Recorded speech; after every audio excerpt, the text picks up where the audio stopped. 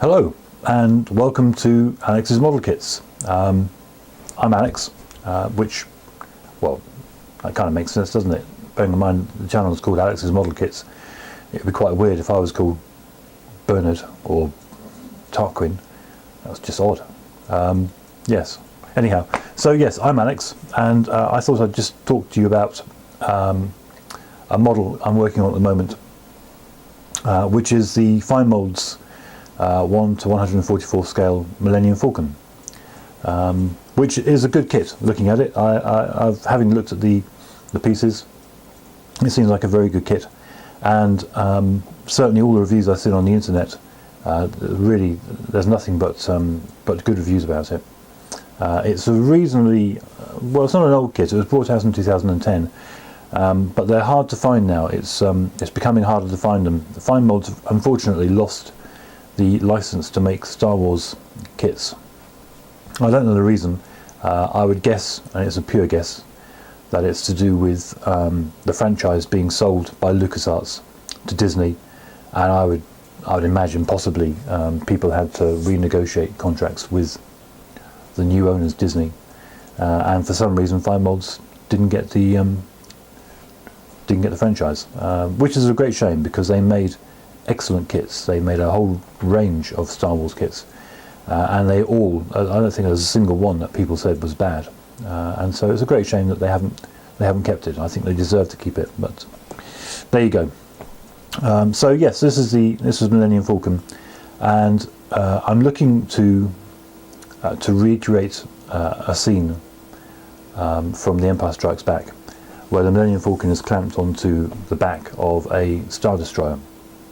I'm not going to go into details about the scene. It's a pretty famous scene, and I'm sure most people who know Star Wars know it perfectly well. But essentially, Han Solo, Princess Leia, Chewbacca and C-3PO are trying to escape the Empire, and they end up by hiding in plain view, clamping themselves onto the back of the Star Destroyer. So the way I'm hoping to display the Falcon is to mount it onto a picture frame. This picture frame here, in fact.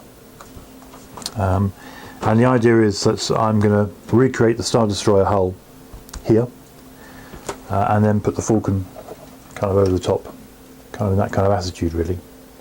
And this is, I saw someone else do this. This is not my own idea. This is someone else's. Someone else did this a while ago. A couple of years back, I saw it on the internet, and it looked really good. So, complete and utter plagiarism on my part. But I can't find the site now. Otherwise, I'd show a link to it. I have looked around, but I can't see it, which is frustrating.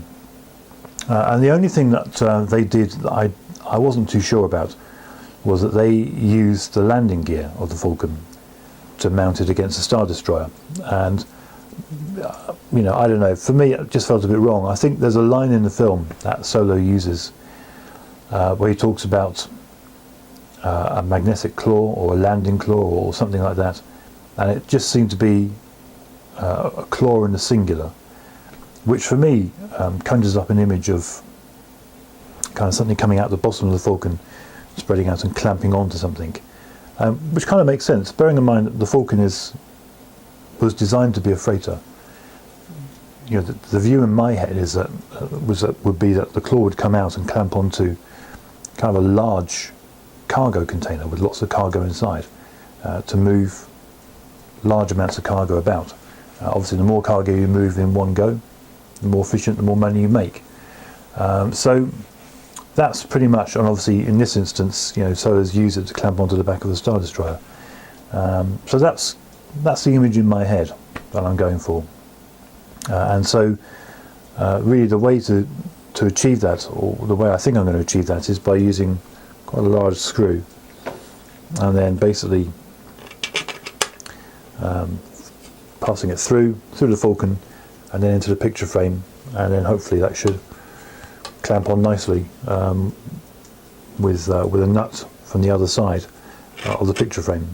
And there's also going to be some electronics involved, because I'd like to try and light the cockpit I think it'd be quite nice. I think it could be quite effective with just a very subtle light glowing from the cockpit in low light conditions that you wouldn't notice in daylight at all.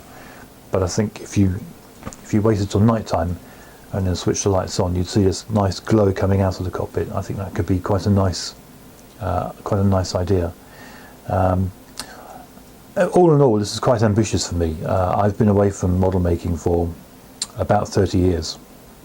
I've made a few kits. I've kind of come back to kit making in the last couple of years, and I've made a handful of kits. I think this is my 7th kit, 6th or 7th kit anyway. So I haven't really done much so far. And this has got a few challenges for me. The first is electronics. I haven't done anything with electronics, just electronics itself, never mind electronics and kits, since I left school, which is probably 35 years ago. And so I'm going to have to go back, or I have gone back and tried to relearn the stuff I learnt in physics many years ago. So electronics has its own little challenge. Fitting the electronics into quite a small area definitely has a big challenge.